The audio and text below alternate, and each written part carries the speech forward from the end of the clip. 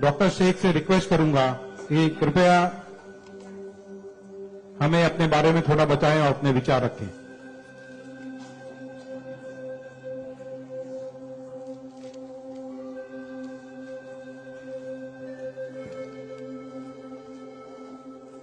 सबसे पहले तो मैं अल्लाह रब्बुल इज़्ज़त की बहुत ज्यादा शुक्रगुजार हूँ कि उसने मुझे इतनी इज्जत दी और इस मकाम तक पहुंचाया कि मैं अपनी लाइफ के जो फैक्ट्स हैं, जो जर्नी में आपके साथ शेयर कर सकूं।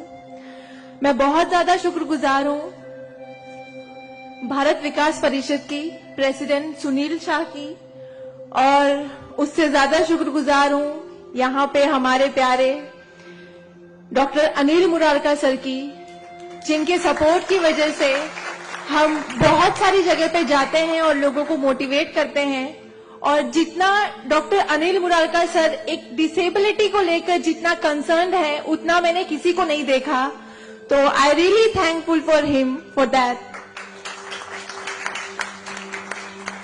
2008 मैंने अपना 10th क्लियर किया था।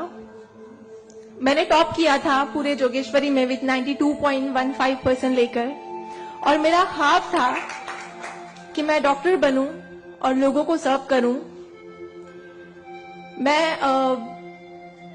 मिडिल क्लास से ताल्लुक रखती हूं। मेरे जो अब्बू हैं वो वेजिटेबल वेंडर हैं, तो हमारे घर पे बहुत फाइनेंशियली प्रॉब्लम थी। तो मेरा बस एक ख्वाब था कि मैं डॉक्टर बनूं, लोगों की हेल्प करूं, और उसके लिए मैंने साइंस में एडमिशन लिया। देन 11 साइंस जब मैंने एडमिशन लिया, मेरा कॉलेज बांद्रा में था और मेरा घर जोगेश्वरी में। मैं रोज लोकल ट्रेन से ट्रैवल करती थी Jogeshwari to Bandra. 7 October 2008 that was the day जब मैं कॉलेज से घर वापस आ रही थी।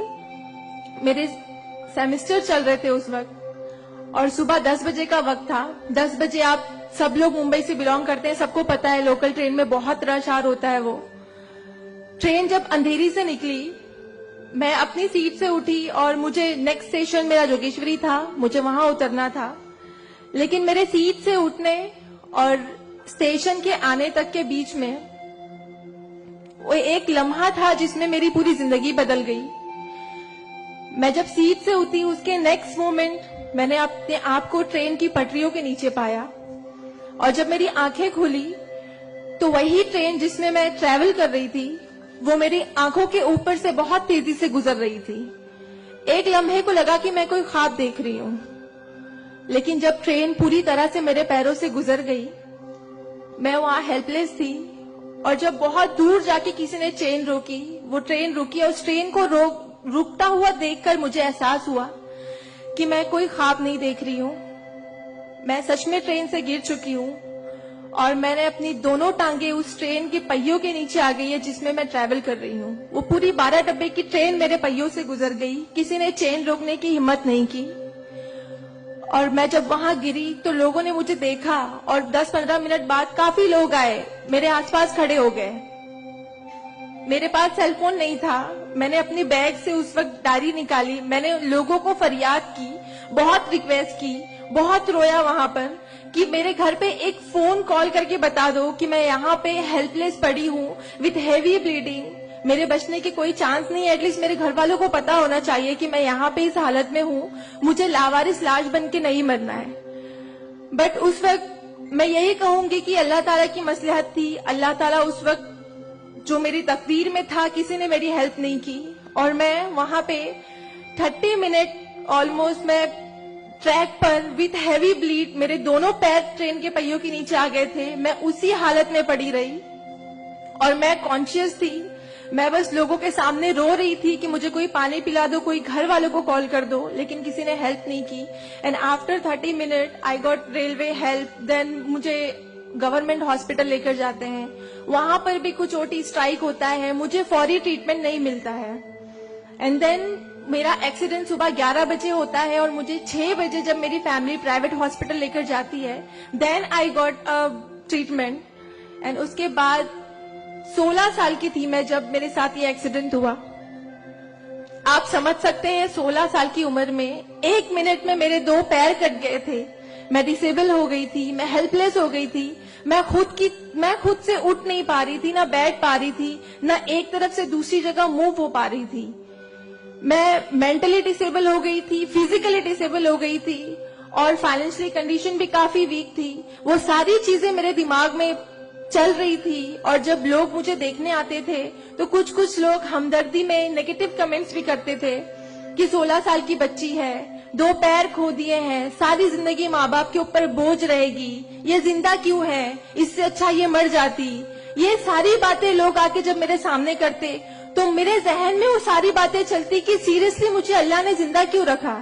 जब मुझसे दोनों पैर ही लेने थे 16 साल की उम्र में, मैं खुद से मूव नहीं कर सकती हूँ, मेरी मम्मी को इतना सब कुछ झेलना पड़ रहा है। जिस उम्र में मुझे अम्मी की हेल्प करनी चाहिए उस उम्र में वापस से मम्मी मुझे गोद में उठाकर लेकर जा रही है, वापस से मेरी खिदमतें कर रही है। तो मेरी जिंदगी का मकसद क्या है? मुझे दोबारा जिंदगी क्यों दी अल्लाह ने? मैं बहुत शिकायतें करती थी अल्लाह से, मैं बहुत रोती थी, लेकिन उस मुश्किल वक्त में मेरे कॉलेज, मेरे स्कूल टीचर्स और बहुत से ऐसे नेक बंदे भी थे जिन्होंने मुझे हौसला दिया। उनमें सबसे पहले मेरी फैमिली आती है, मेरी बड़ी सिस्टर की फैमिली आती है। मेरी मम्मी ने मुझे एक जुमला कहा जो जिंदगी भर और मैं हर फंक्शन में बोलती हूँ, वो कि बेटा तुम रो मत, तुम्हारे साथ आज जो ये हादसा हुआ है, अल्लाह ने तुमसे सिर्फ 2 पैर लिए हैं, तुम्हारे पास तुम्हारा दिमाग है, तुम इतनी फास्ट ट्रेन से गिरी हो, तुम्हारे सर पे चोट लग सकती थी, तुम्हारी जान जा सकती थी, लेकिन अल्लाह ने सिर्फ तुमसे 2 मामूली पैर लिए हैं। क्या पता फ्यूचर में तुम्हारे लिए बहुत कुछ रखा हो।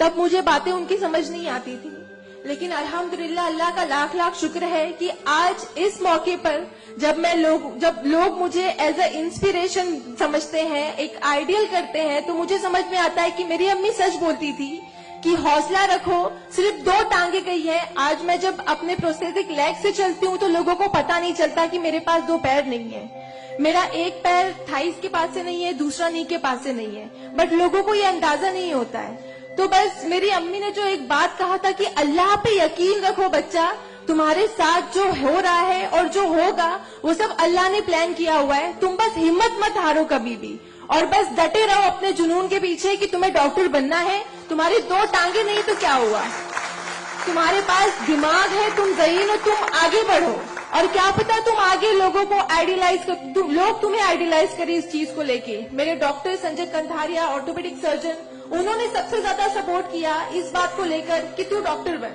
मैंने अपने जीने की उम्मीद छोड़ दी थी, डॉक्टर बनने की उम्मीद छोड़ दी थी, लेकिन जब उन्होंने मुझे बताया कि तुम डॉक्टर बन सकती हो, तुम बनो, देन मैंने प्रिपरेशन स्टार्ट की। सीईटी कॉमन एंट्रेंस टेस्ट होता है to getting admission in medical college, मैंने वो क्रैक किया। I got 3rd rank all over Maharashtra in PH Kota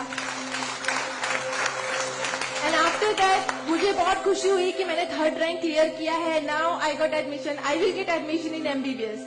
but वहां पर भी एक प्रॉब्लम थी मेरे लिए कि मुझे डिसेबल परसेंटेज 89% डिसेबल हूं मैं, और मेडिकल में एडमिशन के लिए 40 to 70 there is a criteria to get admission for MBBS. मैं मोर देन 70% डिसेबल हूं, ये कहकर मुझे उन्होंने डिनाई किया कि आप एलिजिबल नहीं हो, आप एमबीबीएस में एडमिशन नहीं ले सकते हो, आप डॉक्टर नहीं बन सकते हो।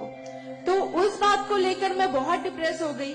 देन मैंने वापस अपने डॉक्टर से हेल्प मांगी, उन्होंने मुझे एक मशवरा दिया कि आप हाईकोर्ट जाओ, बॉम्बे हाईकोर्ट, और जिस बात के लिए एक नॉर्मल स्टूडेंट को सिर्फ पढ़ाई करनी होती है, अच्छा रैंक लाना होता है, मुझे उस चीज के लिए मैंने वो किया, लेकिन उसके बाद भी मुझे बॉम्बे हाईकोर्ट जाना पड़ा। एंड मैं गई, मैंने अब हार नहीं मानी और मैं गई बिकॉज वो मेरा हक था, मुझे डॉक्टर बनना था। और जब मैंने वापस अपनी नॉर्मल जिंदगी स्टार्ट की अपने प्रोस्थेटिक लेग से, मैंने आना जाना शुरू किया, अकेले ट्रेन ट्रैवल करना शुरू किया, देन मैंने रियलाइज किया कि मेरे अंदर कोई कमी नहीं है, मैं एक नॉर्मल लड़की हूँ, मेरे पास पैर नहीं तो क्या हुआ, मैं लोगों को सर्व कर सकती हूँ, मेरे अंदर पैशन है डॉक्टर बनने का।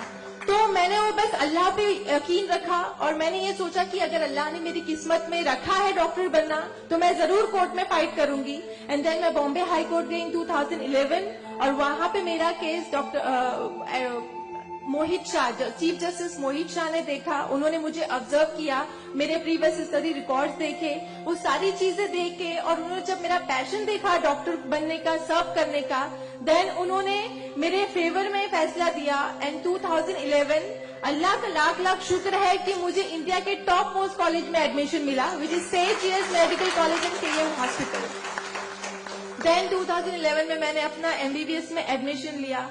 वो जर्नी बहुत आसान नहीं थी मेरे लिए, क्योंकि मेरे पास 2 पैर नहीं है, और जब मेरी काउंसलिंग चल रही थी एडमिशन को लेकर, तो काफी जो डॉक्टर्स का पैनल था उन्होंने मुझे बहुत कुछ हकीकत बताई थी कि आपके लिए डॉक्टर फील्ड आसान नहीं है, इसमें पढ़ाई करना 5.5 साल, आपको एक ओपीडी से दूसरी ओपीडी जाना होगा, और तब मैं 2 क्रचेस यूज करती थी मेरे लिए। तो आपके लिए बिल्कुल भी आसान नहीं है, आप हार जाओगे, 1 साल पढ़ोगे, दूसरे साल आप डिनाई कर दोगे, एडमिशन नहीं लोगे, आप गिव अप कर लोगे। लेकिन बस मैंने दिल में ठान लिया था कि मुझे इन्हें गलत साबित करना है, और मुझे लोगों को प्रूव करके दिखाना है कि एक लड़की जो 89% डिसेबल है, जिसे लोग ये कहकर सुनाते थे कि सारी जिंदगी माँ बाप के ऊपर बोझ पर बनी रहेगी, उन्हें प्रूव करना है कि मैं डॉक्टर बन के लोगों को सर्व कर सकती हूँ। और जो मेरे दूसरे डिसेबल भाई बहन हैं, उन्हें भी शो करना है कि after disability, after accident, post accident जो लाइफ होती है वो आप नॉर्मल गुजार सकते हो अपने हौसले की बनिस्बत। तो मैं बस 5.5 साल मैंने बहुत कोशिश की, बहुत दर्द सहे, लेकिन मैंने अल्हम्दुलिल्लाह 2016 में फर्स्ट क्लास से मैंने अपना एमबीबीएस क्लियर किया।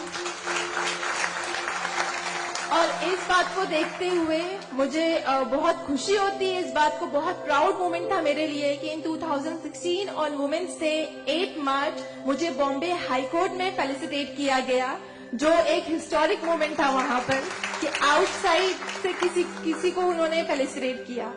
देन उसके बाद मुझे काफी कॉल्स आए, एज अ मोटिवेशनल स्पीकर मुझे काफी अवार्ड्स मिले, और तब मैंने सोचा कि मेरी जर्नी सिर्फ एमबीबीएस तक नहीं, मुझे लोगों को और प्रूव करना है कि 89% डिसेबल होके अगर मैं एमबीबीएस कर सकती हूँ, तो मुझे मेडिकल फील्ड की हायर डिग्री अचीव करनी है, which is MD, medicine in doctor in medicine.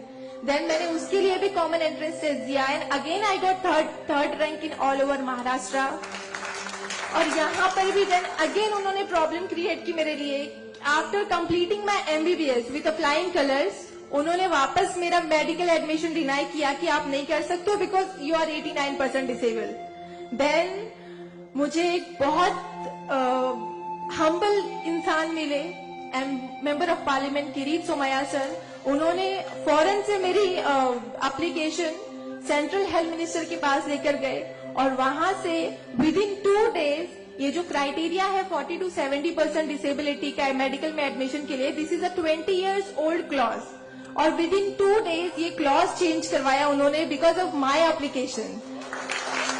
वो क्लॉज चेंज होके बस ये है कि मिनिमम 40% क्राइटेरिया है, और मोर देन 70% जो भी डिसेबल हैगा they will get admission in medical field. तो मेरी जो जर्नी थी यहाँ तक की, और उसके बाद मैंने रिसेंटली 2019 में मैंने एमडी में एडमिशन लिया, और which is same college, Seth GS medical college in KM hospital, और मैं अभी रिसेंटली फर्स्ट ईयर रेसिडेंट हूँ एमडी पैथोलॉजी में। मेरी जो यहाँ तक की जर्नी है, मैंने बहुत अच्छे से तो नहीं बताया आपको, लेकिन बहुत सारी बातें मिस है इसमें बिकॉज मेरे पास टाइम नहीं है, आप लोगों को भी लेट हो रहा है। लेकिन ये सारी जो मेरी जर्नी है, ये सब बताने का मकसद यही है आप लोगों को कि जिंदगी में देखो चाहे कुछ भी प्रॉब्लम आए, बिकॉज मेरी लाइफ में मुझे लगता है कि सारी प्रॉब्लम्स थी, फाइनेंशियल प्रॉब्लम्स थी, फिजिकल प्रॉब्लम थी, मेंटल प्रॉब्लम थी, ये सारे ऑर्ड्स थे मेरी लाइफ में, लेकिन मैंने बस 2 चीजें ध्यान में रखी। एक तो मेरी अम्मी की बात कि अल्लाह पर यकीन रखो, अल्लाह अपने बंदों से 70 माओं से ज्यादा प्यार करता है। एक माँ हमारी छोटे से दर्द को बर्दाश्त नहीं कर सकती, वो तो 70 माओं से ज्यादा प्यार करता है, तो हमें दर्द में कैसे रख सकता है वो, तो उसने जरूर कुछ अच्छा रखा है हमारे लिए। अगर छोटी सी प्रॉब्लम आई जिंदगी में तो उससे हार नहीं मानो, उससे लड़ना सीखो, हमेशा अपना हौसला जिंदा रखो, बिकॉज आपके पास अगर हौसला है तो आपकी लिए जिंदगी जीने की उमंग रहेगी, बिकॉज बगैर हौसले के कोई जिंदगी नहीं जी सकता। तो आप लोग प्लीज, अगर छोटी से छोटी प्रॉब्लम भी आए, कोई भी परेशानी आए, आप लोग लड़ना सीखिए और जिंदगी जीना सीखिए। बिकॉज मेरे एक्सीडेंट के बाद मुझे अगर मैं इतनी सारी कोशिशें नहीं करती तो मैं आज यहाँ पर खड़ी होकर एज अ डॉक्टर आप लोगों से इंटरेक्ट नहीं हो रही होती। तो बस कभी भी हार मत मानिए। और ये एक शेर है आप सबके लिए, हौसले की तुर्कश में कोशिश का वो तीर जिंदा रख। तरकश मतलब जिसमें तीर रखते हैं। हौसले की तरकश में कोशिश का वो तीर जिंदा रख। हार चाहे जिंदगी में सब कुछ, हार जा चाहे जिंदगी में सब कुछ, मगर फिर भी जीतने की उम्मीद जिंदा रख। Thank you so much, thank you all of you, मुझे इतने अच्छे से सुनने के लिए। और मैं बहुत ज्यादा थैंकफुल हूँ डॉक्टर अनिल सर की और भारत विकास परिषद की कि उन्होंने मुझे इतना सुनहरा मौका दिया आप लोगों से इंटरैक्ट का। Thank you. धन्यवाद।